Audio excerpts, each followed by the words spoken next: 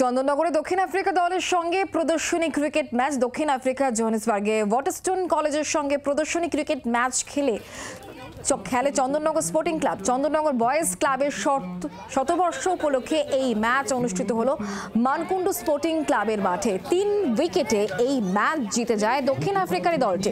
35 ওভারের খেলায় প্রথমে ব্যাট করে 142 রান করে চন্দননগর বয়েজ। জবাবে 7 উইকেট হারিয়ে প্রয়োজনীয় রান তুলে নেয় দক্ষিণ আফ্রিকা দল। অপরাজিত 100 রান করে ম্যাচে সেরা হয়েছেন অধিনায়ক তাহির মিয়া। টিম এসছে আমাদের এখানে চন্দননগরে to play a friendly match with the Chandannagar boys club players. Total আমরা 8টা ম্যাচ খেলছি, 4টে 40 ওভার আর 4টে টি20।